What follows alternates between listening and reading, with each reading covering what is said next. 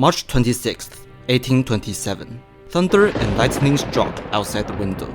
Beethoven, lying in his bed, opened his eyes, lifted his right hand, and looked out for several seconds with his fist clenched. Not another breath, not a heartbeat more. At the age of 56, Ludwig van Beethoven passed away. Thousands of people attended his funeral. For them, and for all the music enjoyers around the world, Beethoven will forever live on as a legend. An urban legend.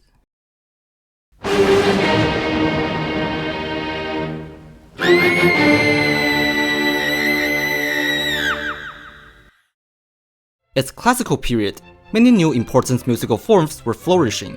Take symphony for example, one of the most important forms of music in classical genre. All three of the most symbolic composers of classical period, Mozart, Haydn, and Beethoven, composed numbers of symphonies.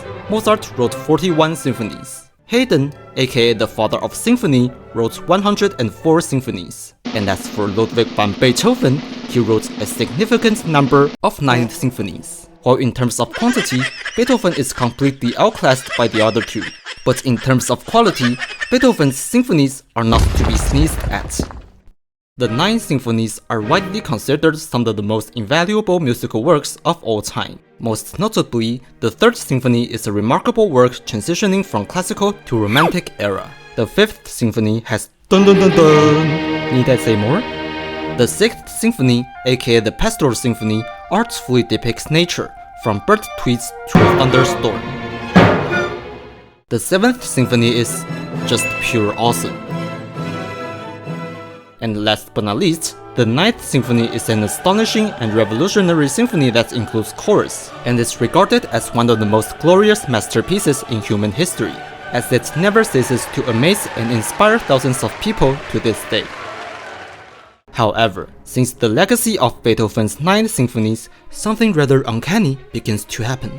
It seems like ever since Beethoven, any composer who has written up to 9 symphonies would die before completing the 10th symphony. For example, Franz Schubert wrote 9 symphonies and then he died. Antonin Dvorak wrote 9 symphonies and then he died. Anton Bruckner wrote 9 symphonies, well actually more than 10, but some minor ones aren't counted, and then he died. It was so coincidental, almost like the ghost of Beethoven was killing off composers who had finished 9 symphonies. This seemingly supernatural phenomenon is called the Curse of the Nine.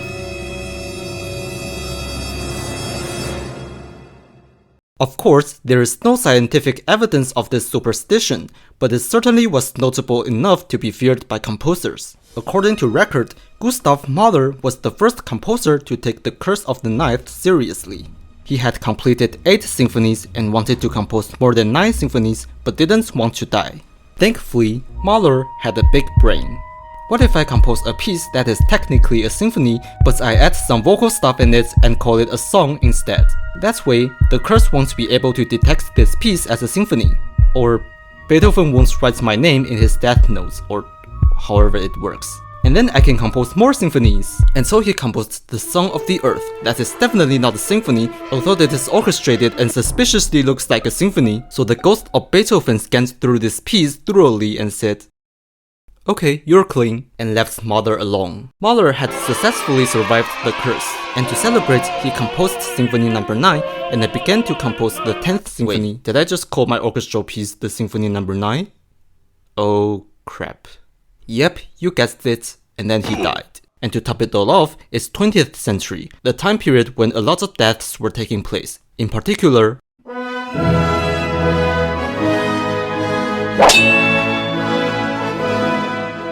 in 20th century, Soviet Russia had many great composers. And luckily, the Soviet leader was also big on classical music. But less luckily, the leader I'm referring to is none other than Joseph Stalin. Being a Soviet composer under Stalin's reign, you have to be careful of what you write. Because if you disobey Stalin, well, you might win yourself a one-way ticket to the Soviet work camps. One of the great composers under Stalin's reign was Harry Potter. J.K. Rowling met Dmitry Shostakovich. Throughout his life, Shostakovich had been condemned by the Soviet government twice. One of the condemnations took place after World War II, when Shostakovich was supposed to create a majestic symphony to celebrate Soviets' victory against the Nazis. Instead, the symphony turns out to be almost like a joke. It's not a piece that would appear in a military parade celebrating a triumph of a major war at all, but rather something you would hear in Tom and Jerry. This mockery ended up infuriating the Soviet government, and to make matters worse, this is Shostakovich's Ninth Symphony. Yep, Shostakovich had written 9 symphonies and angered the Soviet government. You already know what would happen. That's right, and then he died. I mean Stalin. Shostakovich survived. Oops, I killed off the wrong person, said the ghost of Beethoven. Oh well. Shostakovich would eventually compose 15 symphonies in total before he passed away.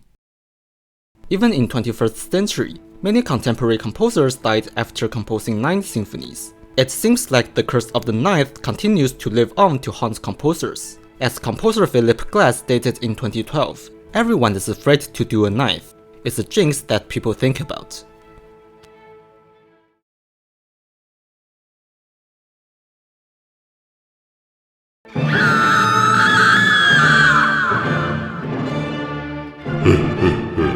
Happy Halloween!